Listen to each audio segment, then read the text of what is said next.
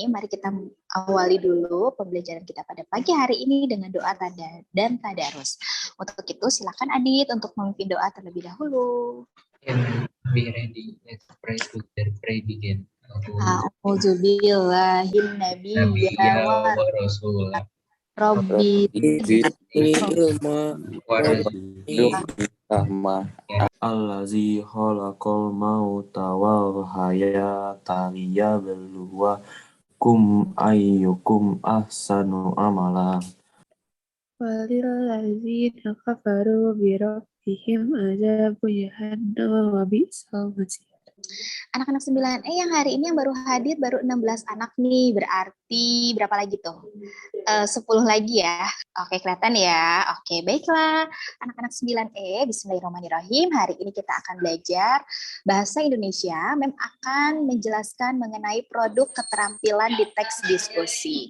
Nah, untuk produk keterampilan teks diskusi ini, kalian akan Mem kenalkan dengan metode pembelajaran saintifik yang berbasis proyek belajar karakter. Nah, mau ngapain sih Mem kita di proyek belajar karakter ini? Nah, untuk kalian mengetahui mau ngapain kalian nantinya, nah silakan kalian simak dulu video berikut ini.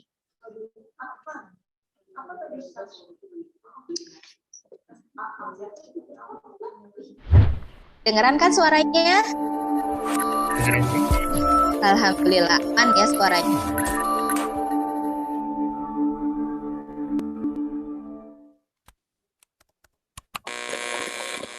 Okay.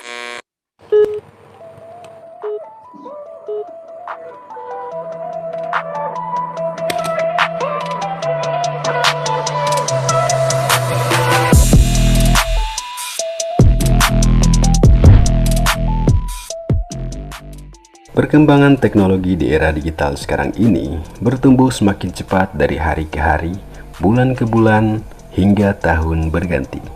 Dihindarkan karena ternyata beberapa banyak artikel yang memberitakan mengenai masalah dampak negatif dan positif ini, tapi kalau Mem cek di internet ternyata yang muncul itu banyak dampak negatifnya ya. Kalau positifnya itu hanya beberapa aja.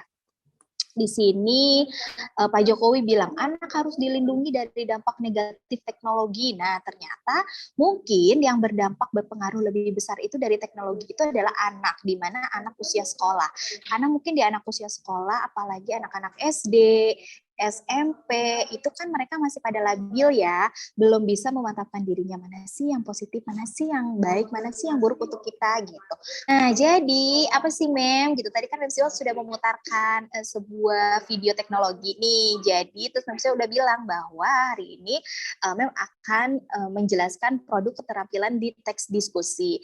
Nah, kompetensi dasar yang akan kalian capai yaitu 4.10, menyajikan gagasan atau pendapat, argumen yang pro dan yang kontra, serta solusi atas permasalahan aktual dalam teks diskusi dengan memperhatikan struktur dan aspek kebahasaan dan aspek lisan, intonasi, gestur, pelafalan.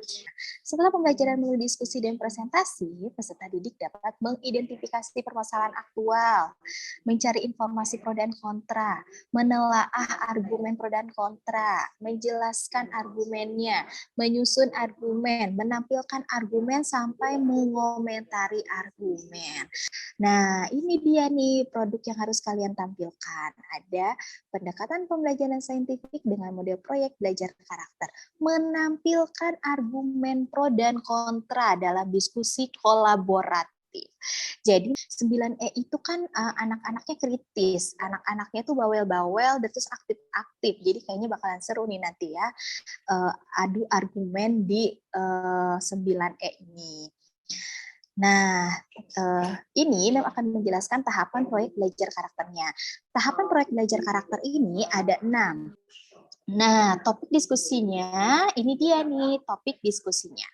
Kelompok 1 akan berdiskusi tentang topik dampak perkembangan teknologi terhadap anak usia sekolah. Kelompok 2 topiknya tentang pemanfaatan teknologi internet dalam proses belajar mengajar. Kelompok 3 pengaruh teknologi terhadap nilai moral pada anak usia sekolah. Pembagian kelompok kelas 9E.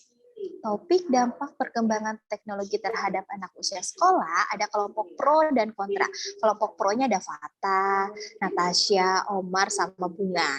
Lalu kelompok kontranya ada Adit, Aisyah, Arya, Haidar. Wah, kayaknya nanti Fata bakalan beradu argumen sama Adit nih ya. Siapa yang akan paling mempertahankan argumennya? Berarti the best kalian ya. Lalu di topik berikutnya ada pemanfaatan teknologi internet di kelompok dan topik. Silakan kalian bekerja secara kolaboratif. Nah, masing-masing topik itu terdiri dari kelompok pro dan kontra yang akan menjadi lawan ketika presentasi. Lalu tiap kelompok pro dan kontra masing-masing akan dibahas mengenai satu topik permasalahan tadi yang sudah membagikan. Masing-masing kelompok akan membuat PowerPoint secara kolaboratif. Apa? Masih, Mem. Oke, ada yang ingin ditanyakan? Belum ada, Mem. Belum ada. Oke, paham lah 9M pinter-pinter, kelas unggulan di kelas 9 nih. Lanjut, kalau begitu nih ada jadwal proyek belajar karakternya ya. Di tanggal 16 November itu kalian, nah itu dia penjelasan mengenai produk keterampilan dengan metode proyek belajar karakter dari Mem Siwa. Semoga kalian bisa paham apa yang sudah Mem jelaskan. Assalamualaikum warahmatullahi wabarakatuh. Kami dari kelompok 3 Pro akan mempresentasikan hasil diskusi kami yang berjudul Pengaruh Teknologi Terhadap Nilai Moral pada Anak Usia Sekolah.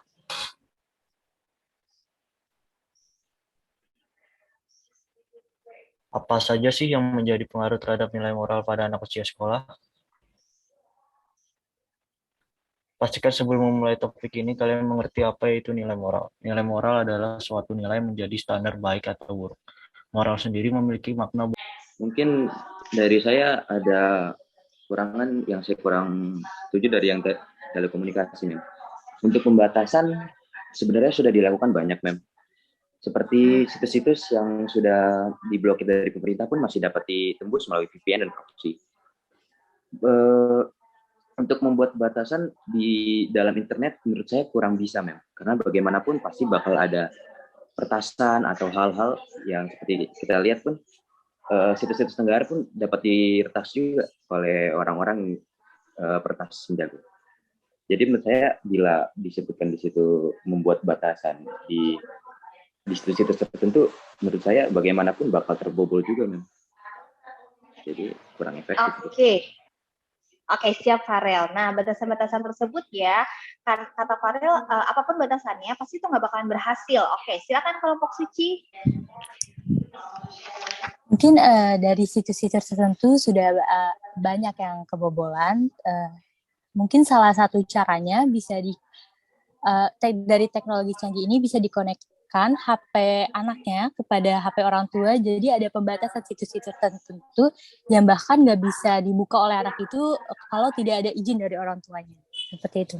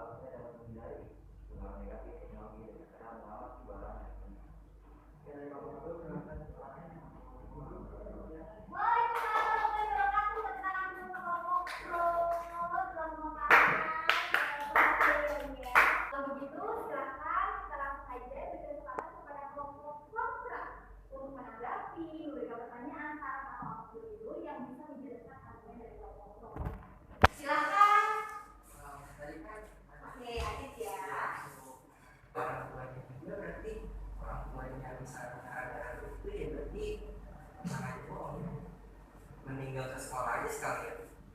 Balik lagi ke kesadaran siswa, walaupun nggak pandemi, juga lebih banyak ya. Dari sejak kita belum dari siswa, karena sadar diri ada paling berpengaruh pada bagaimana. Kalau boleh tengok kesadaran itu, gimana ini terus ya, tapi ada poin-poin kita. Dalamnya dari teknologi berbicara orang kita samakan menjadi dua, yaitu dari kematian dan dari kesehatan. Memang dari teknologi bagian sekolah dan kesehatan. Bagian besar sekolah berarti kecil pada dampak teknologi yang memfasilitasi eksistensi. Dua, berkurangnya kemampuan anak sekolah dalam membangun semua sosial. Tiga, jangan melakukan hal itu karena dengan yang dari pelajaran yang dilakukan disebutkan tindakan-tindakan diambil seperti ikut dalam seminar di sekolah tentang cara bijak dalam memanfaatkan teknologi untuk sekolah. Kalau kita lihat seminar di mana-mana sudah banyak, dari dulu juga udah banyak dari masa pandemi ini. Dan sebenarnya dari banyaknya seminar yang masuk dikit, yang menyimak juga dikit. Yang masuk dikit, yang menyimak juga dikit. Dan dari kita lihat tidak ada perubahan, tapi apakah itu bisa disebut penanganan efektif? Sebenarnya sih seminarnya harus dibawa dengan kayak pilih kalau buat aku itu dan saya tidak akan sedikit ya semua boleh jadi ya lebih mau. Yang poin keempat, memperbanyak aktivitas di luar dan mengurangi produktivitas hiburan gadget anak. Oh, masih disolusi ya? Iya. Dengan ada pandemi seperti ini, melakukan banyak aktivitas di luar itu bisa memungkinkan. Enggak seperti olahraga, kan olahraga kan nggak perlu selalu megang handphone atau gadget. Dan olahraga itu membuat tubuh kita menjadi lebih sehat, dan bisa terhindar dari COVID-19. Oke, kalau begitu kita tepuk tangan dong.